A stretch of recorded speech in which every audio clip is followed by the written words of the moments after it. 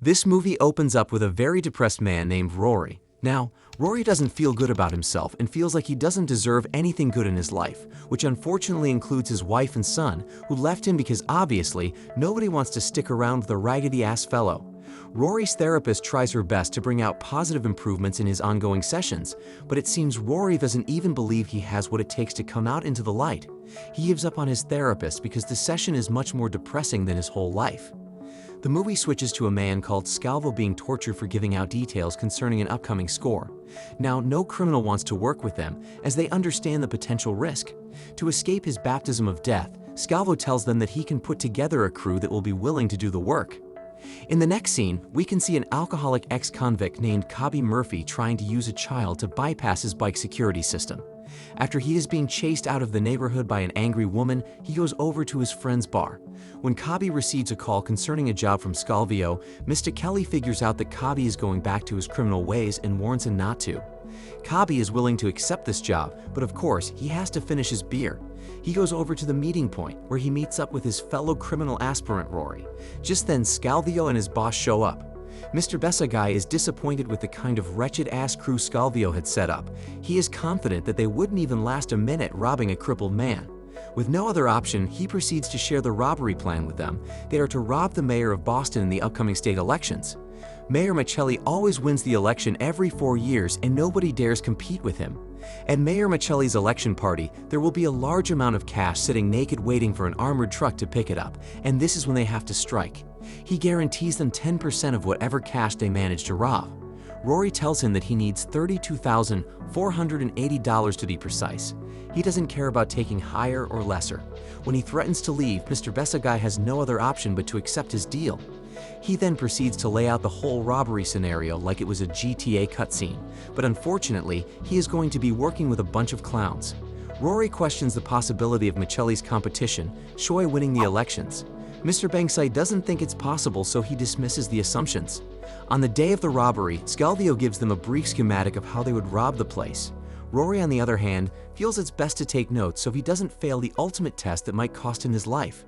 Scalvo knows going in there with these clowns will cost him his life.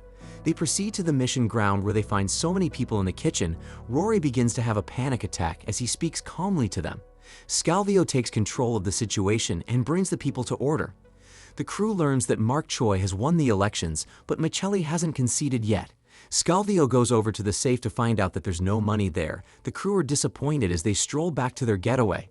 Meanwhile, Mayor Michelli is furious that he lost the elections. He is afraid that if the Vegan-faced-looking man goes into office and does the most casual accounting, they will all go to jail for corruption and swindling the state money. Just as the gang are trying to find their way out on the complicated map, they casually stroll into the mayor's meeting room. After a very bad day, Scalvo decides to rob the mayor and everyone in the room. They all hand out their jewelry and any cash they had on them. The mayor's personal security gets into a heated argument with Scalvo, and during the tension, Scalvo is shot in the head, but he manages to kill the security and everyone else in the room, except the mayor and his personal assistant, Alan. After witnessing this, Rory and Cobby immediately head for the exit. We get to find out that Cobby was shot in the arm during the gunfire. They are lucky to find the armored truck parked outside, so they hijack the key from the driver as they flee from the scene. Just as Cobby is driving, he notices that there are 2 phones in the truck and immediately suspects that someone is at the back. Cobby drives to a safe zone as he parks the truck. Rory doesn't believe that there is someone at the back as he asks Cobby to open the truck, thinking it could be actual money. Just as he opened the truck, a bullet whizzed past his ear to confirm his doubts. They all ran away as they had no extra life to fight with the Batman. They go over to hotwire a car so they can drive to their safe house. Meanwhile, with the robbery plan gone to waste, Ms. Besagai tells his assistant to call a lunatic booch so he would eliminate Rory and Cobby. The mayor invites the most dreadful special agent in Boston, Frank Toomey. He tells Frank that his bracelet of important value was lost in the shuffle during the robbery, and he needs him to recover it at all costs. Besagai's assistant goes to inform Booch of the mission. He doesn't want to accept it first because he believes that the smart robbers would have left town by now. Well, we get to find out that they aren't very smart as Rory calls Besagai's assistant, revealing his location and demanding for his $32,000 cut. They go into Mr. Kelly's crib as they wait for help. Meanwhile, Frank Toomey goes over to question Besagai's assistant. He claims he is a baker and he knows nothing about the robbery and the missing bracelet. My man doesn't want to end up being baked. He quickly informs Booch, who is already en route to meet up with Rory. Rory and Cobby bond as they talk about their previous activities before they landed this job. Rory tells Cobby that he specifically needs that amount of money so he can finally pay up debts that would make him see his son. Just as they talk, Booch walks in. He holds them at gunpoint as he collects the loot. He emphasizes on a watch, saying it has value. As Booch tries to shoot Cobby and end his life like he is instructed, Cobby shows him the gas leakage in the house, saying one shot and the whole house will explode. He takes the gun from Booch, saying he will shoot if he makes any crazy move, cause he isn't afraid to die. He takes his car key, as well as the bracelet, then they proceed to leave the house. Just as they are about to leave, the house explodes and Booch is affected by the damage. Begacia is informed of the whole incident, including Frank's involvement in the case. Rory takes Cobby to Boston, where he goes to meet his therapist, Dr. Rivera. He tells her about Cobby's gunshot wound and how he needs urgent treatment. Rory's therapist is afraid and advises him to surrender to the cops. She continues by saying if she did what he asked, she would be breaking the law and might end up in trouble. Rory proposes to hold her hostage, which will legally mean she was made to do it out of threat and force. She promises to help Cobby with the condition that he will turn himself in. Dr. Rivera proceeds to operate on Cobby despite not having enough experience. Meanwhile, Mayor Michelli is running mad because no one can unlock the safe that contains his retirement plan, and he needs that bracelet because it holds the combinations to unlock the safe. After Cobby is successfully operated on, Rory finds out that Rivera has called the cops on him. She pleads that he negotiates with the police, which is literally begging him to go to prison. Rory is disappointed and proceeds to take her car key. She tries to make him see a reason why he is supposed to surrender to the cops. However, Rory feels the opposite. Just as they are about to flee the scene, Rivera joins them for emotional support. They engage in a tense car chase with the police, with Rivera complaining that he is driving recklessly and Cobby being talkative by making fun of the car's playlist. They manage to get past the police with the help of a blockade. Cobby brings them to Kelly's bar, where they will hold up for some time till the coast is clear. Besagia prepares to leave for Canada with his assistant after all his plans have gone to waste. While in Mr. Kelly's bar, Cobby tries to flirt with Rivera, but she is a real nutcase to crack as she doesn't even listen to him. Just then, Frank Tooney arrives at the bar. They all panic as they go below to hide in the basement. Mr. Kelly arrives at the bar to meet Frank lurking outside. He brings him in as he exposes their hideout location. Frank didn't come to arrest them. He takes the bracelet from Cobby and then orders them to put their hands on the bar while he saves Rivera. The police surround the building as they are waiting to arrest Rory and Cobby. But then Cobby does his gas trick and the building explodes, giving them the opportunity to escape. They take a bus as they plan their next move. Cobby suggests that they travel to Montreal, but Rory wants to rob a bank as he feels Montreal is a terrible idea. He still desperately needs his $32,000. Just then, Cobby sees some angry protesters who are against Michelli and supporters of Chong, and then he suddenly remembers the bracelet and combination written on it, which he had memorized. Cobby tells Rory that the combination must hold something special and suggests that they rob the mayor again. Meanwhile, Frank gives the mayor the bracelet.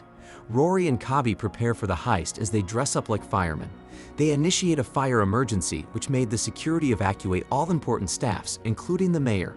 The mayor doesn't want to let go of his money, so he tells his personal assistant Alan to stay back. Rory and Cobby are discovered by a fireman when he tries to take the elevator instead of the stairs. He chases after them as Rory and Cobby quickly enter a room. They lock the fireman out, but he proceeds to hit the door with force. Luckily, Rory sees Miss Allen. He tells the fireman that they have a hostage. Cobby is disappointed that Rory is trying to increase their time in prison as they would be charged with kidnapping. The state police arrive as they proceed to bring a negotiator. Meanwhile, the mayor just wants them to take out the bad guys so he can run away with his bribe money. Cobby is able to open the safe. They get to find more money than they have ever seen in their entire lives. When Alan notices that they have seen all the illegal money Michelli stole, he pleads that they give him immunity from prosecution. In exchange, he will cooperate fully with them. He gives them evidence containing 20 years of bribes and kickbacks with untraceable offshore accounts. At that moment, the SWAT team starts firing at them, but they are stopped by their commander because a hostage is in the building. The mayor is mad that they stopped shooting and tells them to continue, but instead, they bring out a negotiator who is revealed to be Dr. Rivera. She goes into the building where she meets up with Rory and Cobby. In the middle of the robbery, she gives them a therapy session. After the session, Rory decides to have a change of heart. He tells her that he is ready to turn himself in, but surprisingly, Rivera tells him to run away or he will die. Rory is confused because wanting him to surrender has been all she wanted from the very beginning.